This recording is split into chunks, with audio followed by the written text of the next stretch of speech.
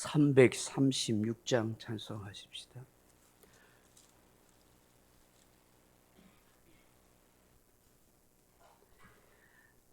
찬송가 336장입니다.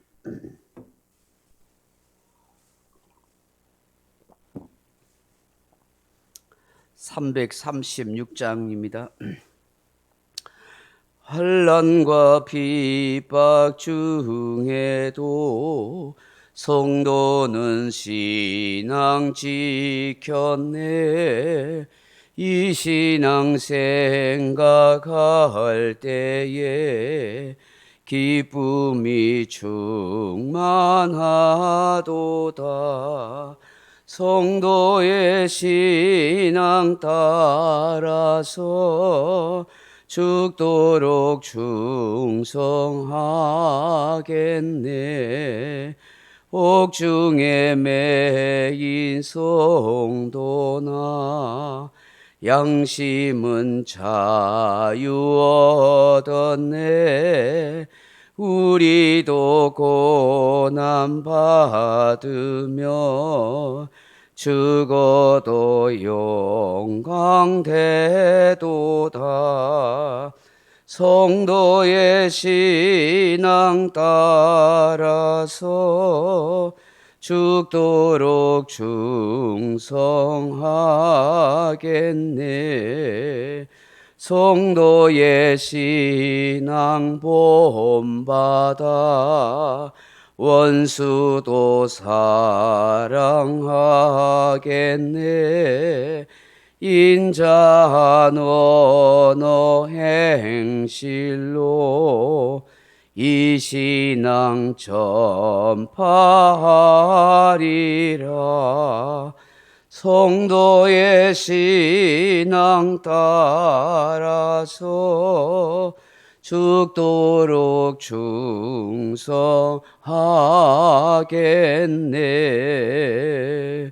아멘. 하나님 말씀은 로마서 12장 14절 말씀 같이 읽겠습니다.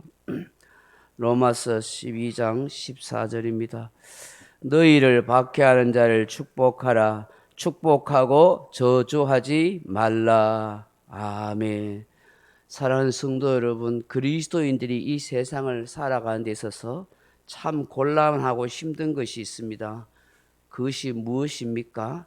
세상이 가르쳐주는 삶과 성경이 가르쳐주는 삶이 다를 때입니다. 그것이 참 힘듭니다. 분명히 모든 사람은 그의 인격 속에 감정이라는 요소를 가지고 있습니다. 감정은 희노애락을 민감하게 반응하는 정서입니다. 때문에 사람은 누구나 자신을 괴롭히고 자신에게 불이익을 초래하는 사람에게는 정오하고 분노하고 미워하기 마련입니다. 분명히 이 세상은 박해하는 자, 나를 핍박하는 자, 나에게 해를 끼친 자를 복수하라고 가르칩니다. 그런데 성경은 그렇게 살아서는 안 된다고 가르칩니다. 왜 그렇습니까? 기독교는 역설적인 종교이기 때문입니다. 오늘 본문은 참다운 크리스찬이 어떤 사람인지를 잘 말씀해 줍니다. 그게 무엇입니까? 첫째로 박해하는 자를 축복하라고 하십니다. 우리가 인생을 살아보지만 이것이 정말 힘들지 않습니까? 감정과 이성을 가진 존재로서 나를 싫어하고 나를 미워하고 나를 해하려고 하는 사람조차 축복해야 한다는 것은 그야말로 신적인 마음을 가진 자가 되라 하는 것이기 때문입니다. 어떤 상황을 핑계 대라고도 하지 않습니다. 사람에 따라 달리 대하라고도 하지 않습니다. 모든 상황, 모든 사람에게 동일하게 그렇게 축복하라고 가르칩니다. 우리 예수님께서 어떻게 말씀하십니까? 마태복음 5장 10절에 보시면 의를 위하여 박해를 받는 자는 복이 있나니 천국이 그들 것이니라. 나로 말미암아 너희를 욕하고 박해하고 거짓으로 너희로 거슬러 모든 악한 말을 할 때에는 너희에게 복이 있나니 기뻐하고 즐거워하라. 하늘에서 너희의 상이 크미니라. 그렇게 말씀합니다. 마태복음 5장 38절에는 또 눈은 눈으로 이는 이로 갚으라 하였다는 것을 너희가 들었으나 나는 너희에게 이르노니 악한 자를 대적하지 말라. 누구든지 내 오른편 뺨을 치거든 왼편도 돌려대며 그렇게 말씀합니다. 사실 우리 인간의 감정이나 의지로는 이렇게 할 수 없습니다. 우리의 힘으로 우리의 능력으로 되지 않습니다. 그렇기 때문에 예수님께서 기도하라고 말씀합니다. 마태복음 5장 44절에 나는 너희에게 이르노니 너희 원수를 사랑하며 너희를 박해하는 자를 위하여 기도하라. 이같이 한즉 하늘에 계신 너희 아버지의 아들이 되리니 이는 하나님이 그 해를 악인과 선인에게 비추시며 그 비를 의로운 자와 불의한 자에게 내려주심이라. 그렇게 말씀합니다. 하나님께 기도함으로 내 힘이 아닌 성령님의 힘으로 박해하는 자를 축복할 수 있는 마음으로 바꿀 수 있다 하는 것입니다. 둘째로 박해하는 자를 저주하지 말라 그렇게 말씀합니다. 화가 나면 감정이 상하면 입에 온갖 욕설이나 말이 튀어나오기 마련입니다. 아프면 아야 하는 것이 우리 인간의 정서입니다. 그런데 어떻게 하라고 하십니까? 저주하지 말라는 것입니다. 여기 저주하지 말라는 것은 두 가지 요소를 담고 있습니다. 첫째로는 말로 저주하지 말아야 한다는 것입니다. 입술의 말은 어떤 형태로든 열매를 맺기 마련입니다. 그렇기 때문에 성도는 항상 긍정적이고 칭찬하는 말을 하려고 노력해야 합니다.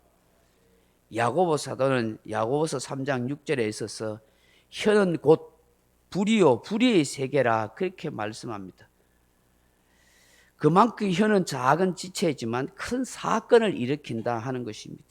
우리가 성화되지 못한 혀로 인해 자칫 다른 사람에게 상대방에게 큰 상처를 입힐 수 있습니다. 그러므로 함부로 저주를 내뱉어서는 안 됩니다. 우리의 저주는 상대방을 적으로 만들 뿐 아니라 종국에는 자신을 망치게 되는 것입니다. 작은 혀지만 큰 화를 자초하게 된다 하는 것입니다. 비난하는 것도 마찬가지입니다.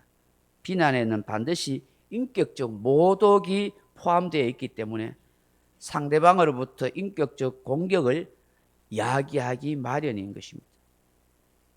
더욱이 무서운 사실은 이러한 일들이 자기만 망칠 뿐 아니라 하나님의 영광을 가린다 하는 사실입니다. 둘째로 마음으로도 저주하지 말아야 한다 하는 것입니다. 우리는 우리의 마음이 어떠한지를 잘 살펴봐야 합니다. 모든 말은 마음의 상태에 따라 나오기 때문입니다. 말은 마음의 반영이라 하지 않습니까? 그래서 말이 그 사람의 마음의 거울이라고 말하는 것입니다. 그러므로 우리는 마음을 먼저 다스리고 감정적인 변화를 잘 막아야 합니다. 마음이 평온한 사람은 결코 독설을 바라지 않습니다. 건강한 마음을 가진 사람은 악한 것을 생각지 않습니다. 따라서 우리의 마음을 잘 지켜야 합니다. 잠언 4장 23절에 모든 지킬 만한 것보다 더욱 내 마음을 지키라 생명의 근원이 이에서 남이니라고 말씀합니다. 우리 예수님께서도 항상 마음으로부터 모든 죄가 야기된다는 것을 말씀하고 있는 것을 보게 됩니다. 우리는 이 말씀을 항상 명심해서 내 생명, 내 영혼이 죽고 사는 것이 마음에 있다는 것을 잘 알아야 하는 것입니다.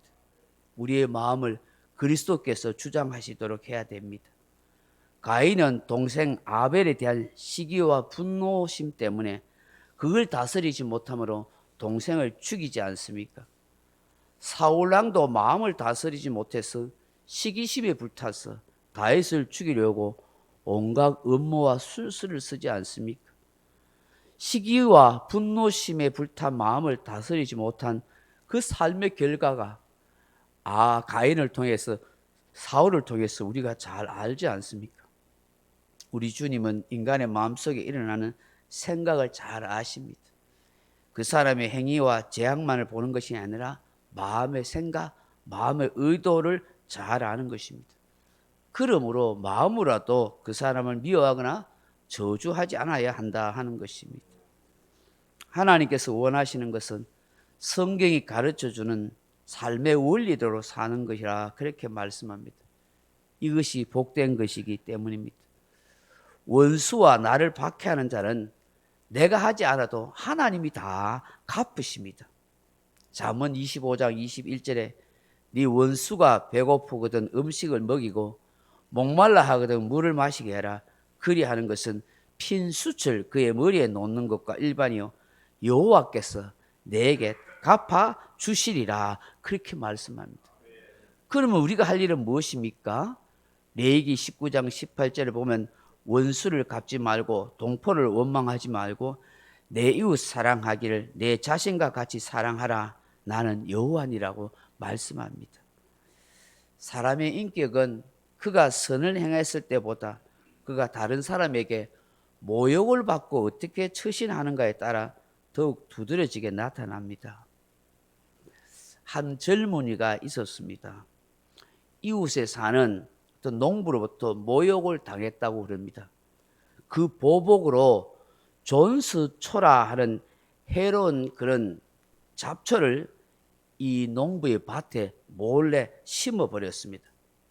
그것은 순식간에 온 밭에 퍼졌습니다.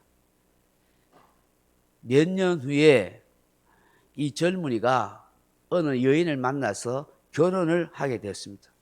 사실 모르고 결혼한 것입니다.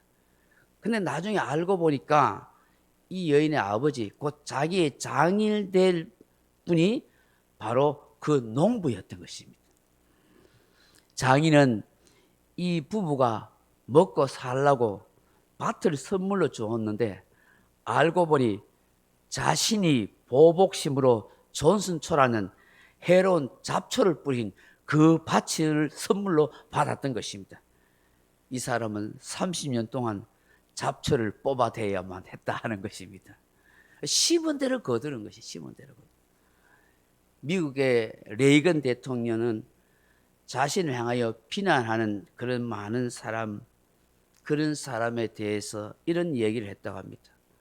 한 주님께서 오른편만 때리면 왼편도 돌려대려 하지 않습니까?